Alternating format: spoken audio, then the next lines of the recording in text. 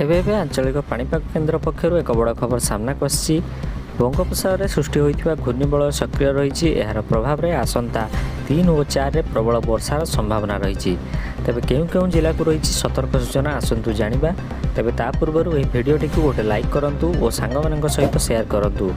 ଯଦି ଆପଣ ଆମ ଚ୍ୟାନେଲକୁ ପ୍ରଥମ ଥର ଦେଖୁଛନ୍ତି ତାହେଲେ ଏବେ ହିଁ ଆମ ଚ୍ୟାନେଲକୁ ସବସ୍କ୍ରାଇବ୍ କରି ପାଖରେ ଥିବା ବେଲ୍ ଆଇକନ୍କୁ ପ୍ରେସ୍ କରି ଅଲ୍ ନୋଟିଫିକେସନ୍ ଅନ୍ କରନ୍ତୁ, ଯାହାଫଳରେ ପାଣିପାଗର ସଠିକ୍ ସୂଚନା ଆପଣ ସର୍ବପ୍ରଥମେ ଦେଖିପାରିବେ।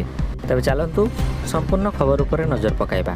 ମୌସୁମୀ ଦୁର୍ବଳ ଯୋଗୁଁ ରାଜ୍ୟରେ ବର୍ଷା ଉଭାନ ହୋଇଯାଇଛି, ଯେଉଁଥିପାଇଁ ଗତ 4ରୁ 5 ଦିନ ହେଲା ରାଜ୍ୟରେ ତାତି ବଢ଼ିଛି।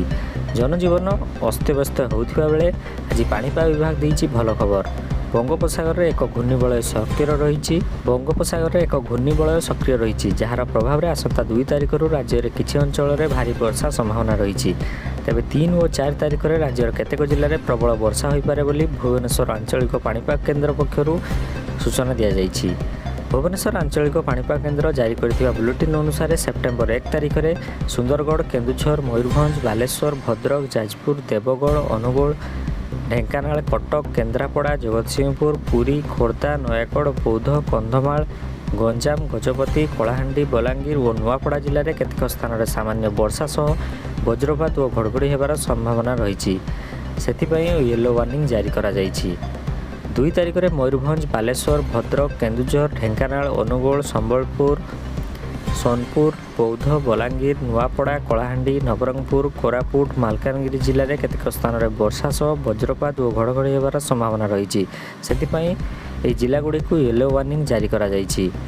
ସେହିପରି 3 ତାରିଖରେ ସୁନ୍ଦରଗଡ଼, କେନ୍ଦୁଝର, ମୟୂରଭଞ୍ଜ, ବାଲେଶ୍ୱର, ଭଦ୍ରକ, ଯାଜପୁର, ନୟାଗଡ଼, ଗଞ୍ଜାମ, କଳାହାଣ୍ଡି, ରାୟଗଡ଼ା, ଗଜପତି ଜିଲ୍ଲାରେ କେତେକ ସ୍ଥାନରେ ବର୍ଷା ସହ ବଜ୍ରପାତ ଓ ଘଡ଼ଘଡ଼ି ହେବାର ସମ୍ଭାବନା ରହିଛି।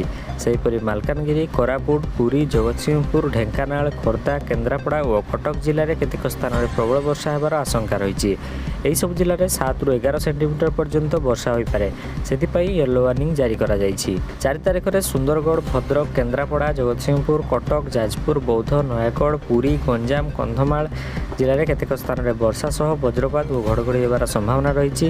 ତେବେ ନବରଙ୍ଗପୁର, ବଲାଙ୍ଗୀର, କଳାହାଣ୍ଡି, ଖୋର୍ଦ୍ଧା, ଢେଙ୍କାନାଳ, ଅନୁଗୁଳ, କେନ୍ଦୁଝର, ମୟୂରଭଞ୍ଜ ଓ ବାଲେଶ୍ୱର ଜିଲ୍ଲାରେ କେତେକ ସ୍ଥାନରେ ପ୍ରବଳ ବର୍ଷା ହେବାର ଆଶଙ୍କା ରହିଛି। ସେପଟେ ରାଜ୍ୟରେ ମୌସୁମୀ ଦୁର୍ବଳ ରହିଛି, ଯେଉଁଥିପାଇଁ ଗତ 24 ଘଣ୍ଟାରେ ରାଜ୍ୟରେ ହାରାହାରି ବର୍ଷା 0.7 ମିଲିମିଟର ରେକର୍ଡ କରାଯାଇଛି, ଯାହା ସ୍ୱାଭାବିକ ବର୍ଷା ତୁଳନାରେ 93% କମ୍ ବୋଲି ପାଣିପାଗ ବିଭାଗ ଦର୍ଶାଇଛି।